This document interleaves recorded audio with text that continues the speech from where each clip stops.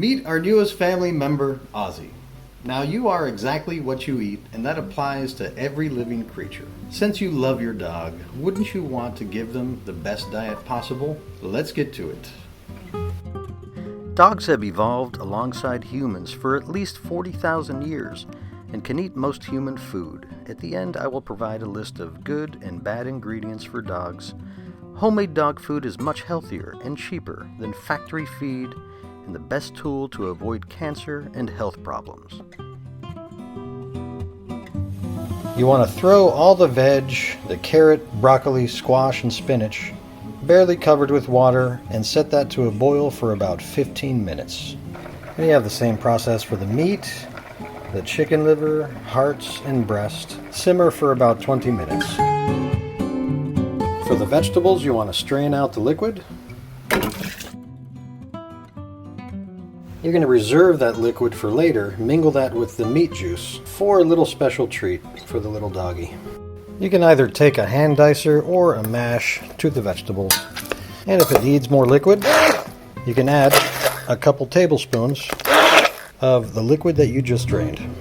Now the meat's boiled for 20 minutes. You want to pour it into the same bowl as the vegetable liquid.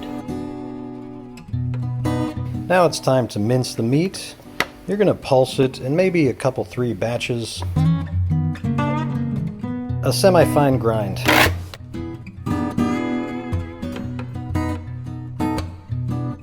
And you're going to boil down the dried seaweed for a couple minutes just to get it soft. Now you have the 3 main ingredients. You have the rice, the meat mixture, and the veg mixture. To that, you're going to add the pureed kelp. You're going to add the 6 quail eggs.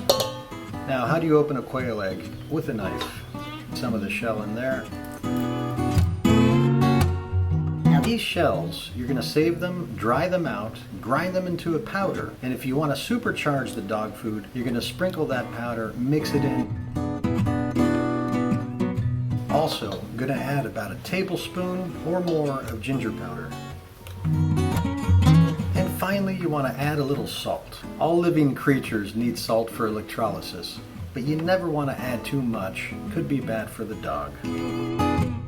The dog feed is completed. You just have to mix everything together. Then you want to choose any container you like. Could even be a plastic bag from the supermarket.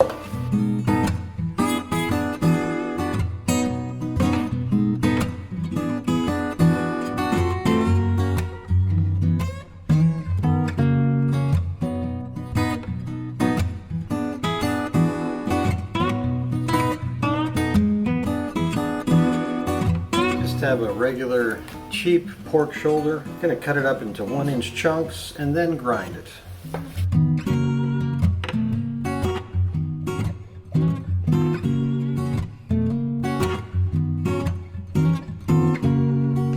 It's a meat grinder. It also grinds vegetables like taro root, yucca root. I've made tamales, meat chunks or veg chunks in there all together, and then press go.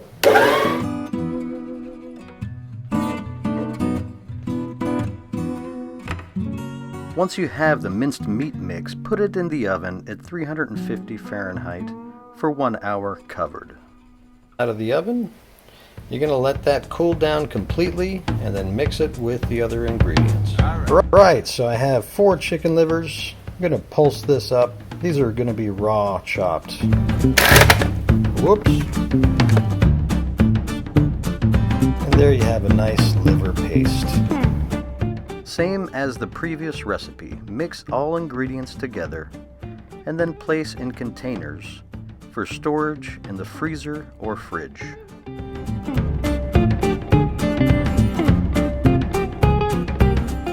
Please take a moment to look over these lists, pause if necessary, and remember, when in doubt, leave it out.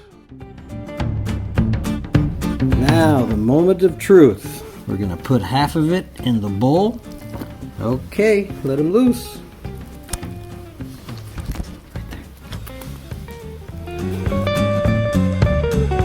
Moment of truth, number 2 for the pork platter. Release the hound.